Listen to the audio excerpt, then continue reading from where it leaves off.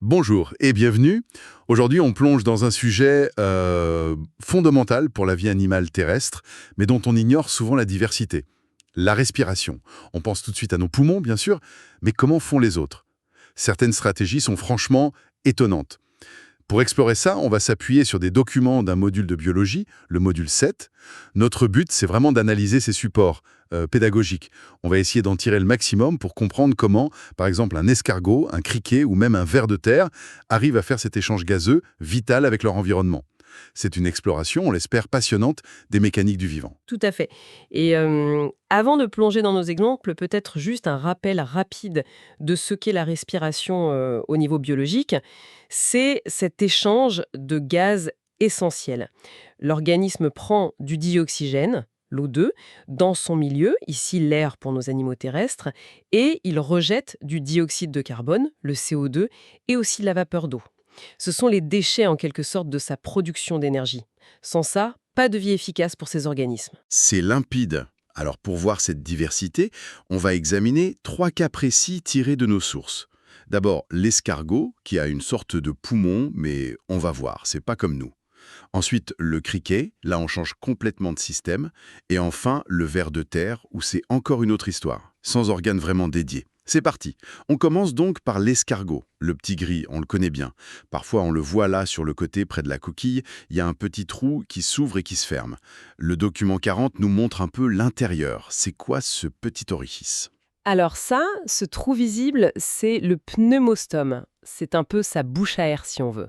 Et oui, comme le montre bien le document 41, il contrôle activement l'ouverture et la fermeture. C'est par là que l'air rentre et sort. Et ce pneumostome, il donne accès à ce qu'on appelle un poumon. Donc oui, l'escargot a bien une respiration pulmonaire. Pulmonaire, d'accord. Mais quand on regarde le schéma 40, ça a l'air beaucoup plus simple que nos poumons à nous, avec toutes nos alvéoles. On parle de poumons à repli. Il n'y en a qu'un seul, c'est ça? Oui. Une sorte de sac avec des plis à l'intérieur. Pourquoi ces replis d'ailleurs? Ah, excellente question. Ça touche à un principe de base en biologie pour les échanges. Ces replis, ils servent à augmenter énormément la surface à l'intérieur du poumon. Imagine une simple poche lisse versus une poche toute plissée. La surface de contact entre l'air et la paroi est bien plus grande avec les plis. D'accord, pour maximiser l'échange. Exactement. Plus de surface, ça veut dire plus d'échanges gazeux possibles entre l'air qui est dans le poumon et le sang de l'escargot. C'est une optimisation d'espace disponible. Et sur le schéma, on voit aussi le cœur, des vaisseaux sanguins juste à côté de ce poumon. Le lien est direct. Oui, tout à fait direct. La paroi de ce poumon unique est très très vascularisée, c'est-à-dire qu'elle est tapissée par un réseau très dense de tout petits vaisseaux sanguins. Quand l'air riche en oxygène entre par le pneumostome, l'O2 traverse la fine paroi des replis et passe dans le sang de ces vaisseaux.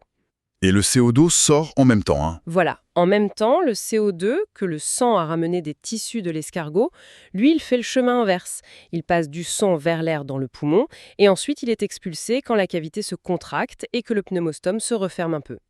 Puis le sang, maintenant oxygéné, est pompé par le cœur vers le reste du corps. Un seul poumon, une cavité avec des replis pour augmenter la surface.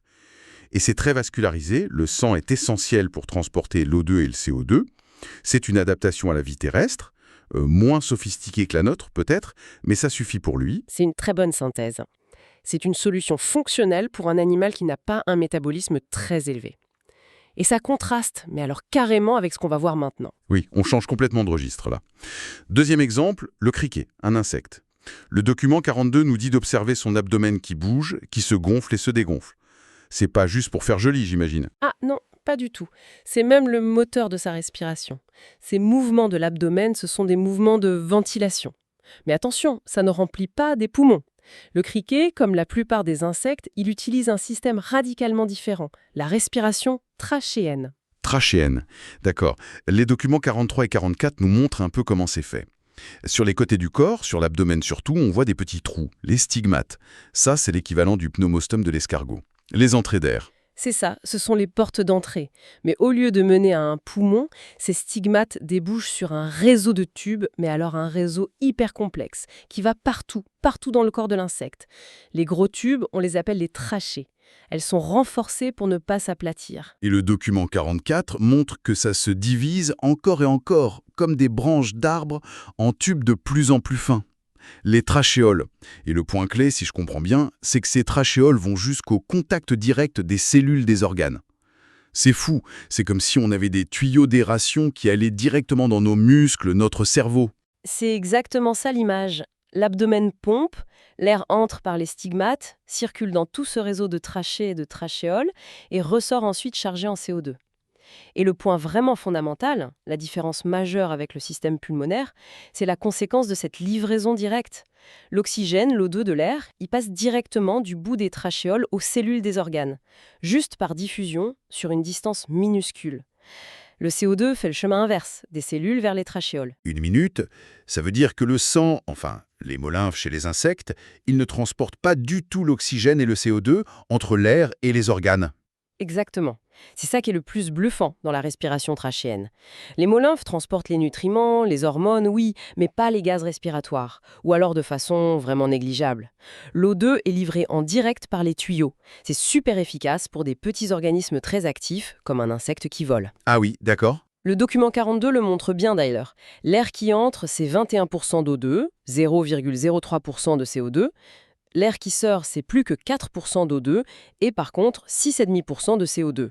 Ça prouve que les échanges sont intenses et qu'ils se font directement entre l'air des trachées et les tissus. C'est assez incroyable comme système. Une ventilation interne qui bypasse complètement le système circulatoire pour l'oxygène. Quels sont les avantages et les inconvénients? L'avantage principal, c'est clair, c'est l'efficacité de l'apport d'O2 pour des animaux petits et actifs. Pas besoin de pigments comme l'hémoglobine, pas besoin d'un système circulatoire ultra performant pour ça. L'inconvénient majeur, c'est que ça marche bien que sur de courtes distances. La diffusion dans des longs tubes, ça devient vite inefficace.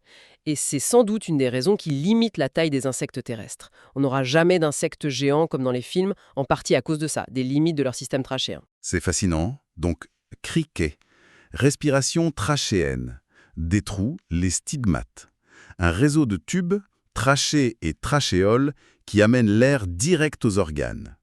Ventilation par pompage de l'abdomen. Et surtout, le sang ne s'occupe pas du transport des gaz. Une solution évolutive vraiment à part. Allez, troisième et dernier cas qui nous réserve encore une surprise, le ver de terre, le lombric. Le document 45 nous dit, si on le dissèque, on ne trouve rien. Pas d'appareil respiratoire visible, pas de poumon, pas de trachée. Alors comment il fait, lui, qui vit dans la terre mais qui a besoin d'oxygène? Eh bien la réponse, elle est toute simple, mais elle surprend toujours un peu. Il respire par la peau. C'est la respiration cutanée. Chez le ver de terre, c'est toute la surface de son corps qui sert d'organe respiratoire. Par la peau. Mais n'importe quelle peau. J'imagine qu'elle doit être spéciale, non? Ah oui, absolument. Pour que ça mange, la peau doit avoir des qualités très précises que le document 45 décrit bien. D'abord, elle doit être hyper fine. Si elle était épaisse, les gaz ne passeraient pas. Ensuite, elle doit être très vascularisée.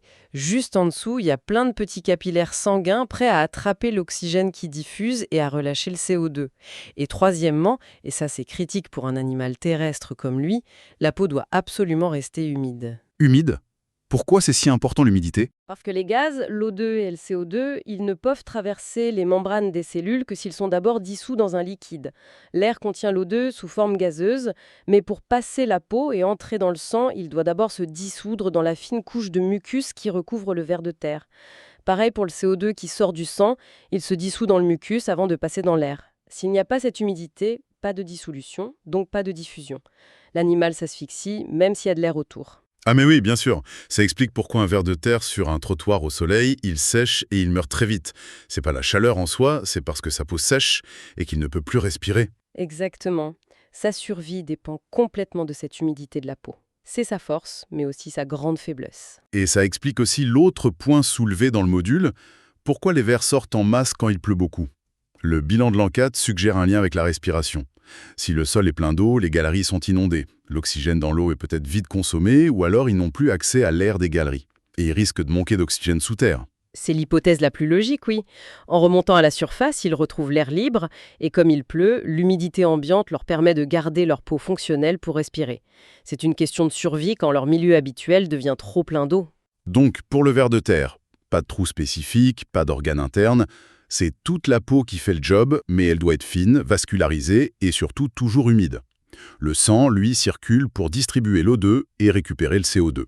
Simple en apparence, mais très contraignant. C'est exactement ça.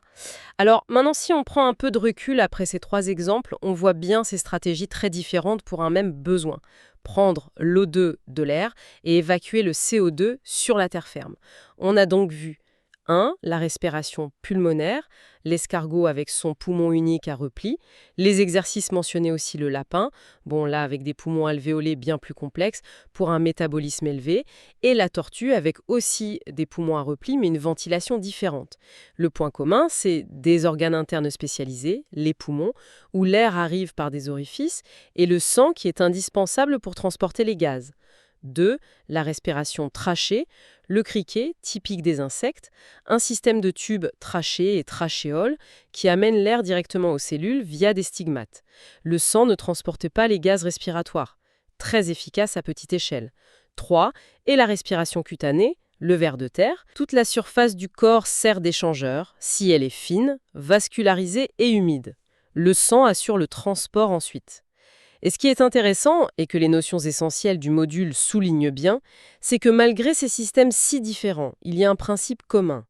Que ce soit les replis du poumon de l'escargot, la surface immense de toutes les petites trachéoles du criquet, ou toute la peau du ver de terre, la surface réelle d'échange est toujours maximisée. Elle est très grande par rapport au volume de l'animal. Et la paroi que les gaz doivent traverser est toujours hyper fine. Maximiser la surface, minimiser la distance, ce sont les règles d'or pour que les échanges soient efficaces. C'est une belle synthèse, ça unifie un peu tout ça. On part d'un même besoin, l'oxygène, et l'évolution a trouvé toutes ces solutions ingénieuses, chacune avec ses avantages et ses contraintes. Du poumon simple de l'escargot, au réseau de ventilation du criquet, à la peau qui respire du ver de terre. C'est un sacré panel d'adaptations. Tout à fait. Et pour terminer, peut-être une petite réflexion qui ouvre une autre porte. L'exercice 6 du module sur l'araignée est assez intriguant. Le schéma laisse penser que certaines araignées auraient deux systèmes respiratoires en même temps. D'un côté, des sortes de poumons livres, des structures internes un peu comme des poumons primitifs, et de l'autre, un système de trachée classique avec un stigmate séparé. Ah bon? Deux systèmes en parallèle? Un pulmonaire et un trachéen chez le même animal? C'est possible. Apparemment, oui, chez certains groupes comme des araignées. Et ça, ça pose tout de suite une question super intéressante. Mhm. Pourquoi? Pourquoi combiner deux systèmes qui ont l'air de faire la même chose? Est-ce que c'est pour optimiser la respiration dans différentes situations? Genre un système pour le repos, l'autre pour l'effort? Ou alors ils servent différentes parties du corps? Ou c'est peut-être une adaptation à des milieux qui changent, parfois secs, parfois humides, parfois pauvres en oxygène? Ça complique encore le tableau, mais c'est passionnant. Exactement. Explorer ces systèmes un peu mixtes, ça pourrait nous apprendre beaucoup sur comment l'évolution répond aux défis de la vie terrestre. Ça montre que les catégories qu'on a vues, pulmonaires, trachéennes ou cutanées, ne sont peut-être pas si étanches que ça. Il peut y avoir des combinaisons, des intermédiaires. C'est une piste de réflexion stimulante pour ceux qui veulent creuser encore un peu plus la biologie et l'évolution.